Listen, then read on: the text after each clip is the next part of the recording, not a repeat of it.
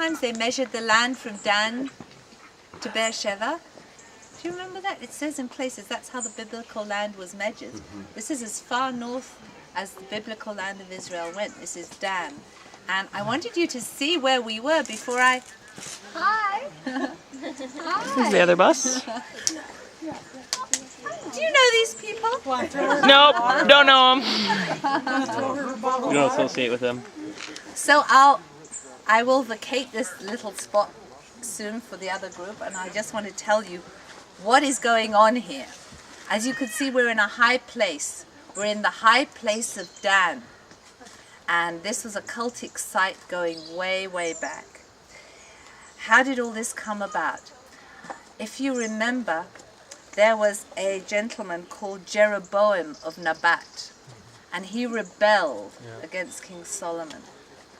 And there's a passage in Kings 1, chapter 12, where the Israelites come together at Shechem, and they come together to accept Rehoboam as their king. Rehoboam was the son of King Solomon. It's a bit confusing. There was Rehoboam, the son of King Solomon, and Jeroboam, who had rebelled.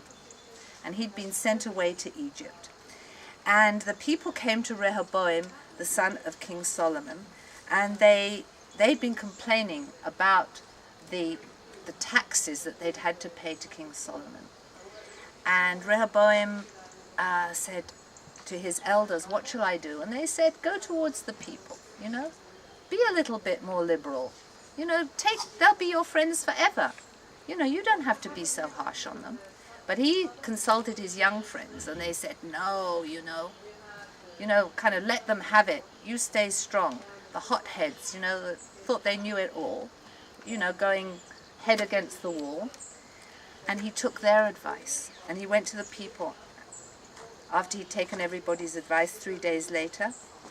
And the king answered them, this is Rehoboam, answered them very harshly. And rejecting the advice given him by the elders, he followed the advice of the young men and said, my father made your yoke heavy. I will make it even heavier.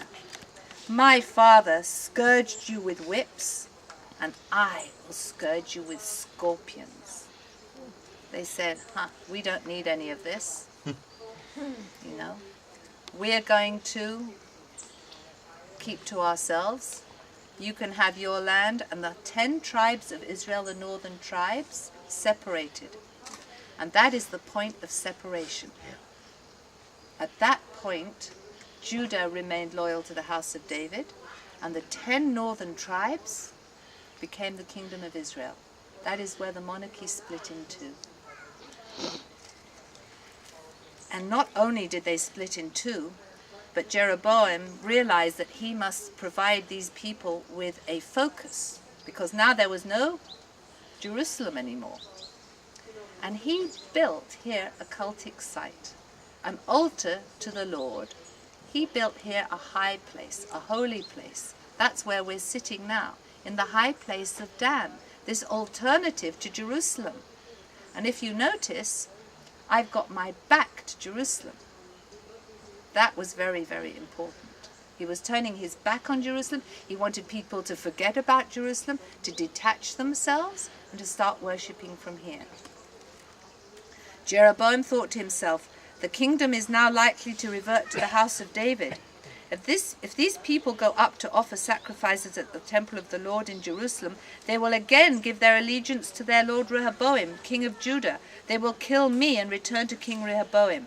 After seeking advice, the king made 2 golden calves. He said to the people, it's too much for you to go up to Jerusalem. Here are your gods, O Israel, who brought you up out of Egypt. And one he set up in Bethel, and the other in Dan. And this became a sin. The people went even as far as Dan to worship the one there. And Jeroboam built shrines on high places and appointed priests from all sorts of people, even though they were not Levites. This is the high place of Dan. We're in the cultic site. This was the altar. They know there was an altar here because they found one of the horns from the corners. You know, the altar in the temple had horns. You know, if you were being pursued, you would hold on to the horn of the altar and nobody could touch you. This is the altar of the high place of Dan, and the golden calf would have been up there on the high place where you're sitting. And I've been told that it wasn't as though the people were worshipping the golden calf. The invisible God of Israel was supported by the golden calf. But nonetheless, there was a figure of a calf here. So there was a high place here, and at Bethel, at the southern edge of the kingdom of Israel, was the other high place. From Dan to Bethel was the kingdom of Israel.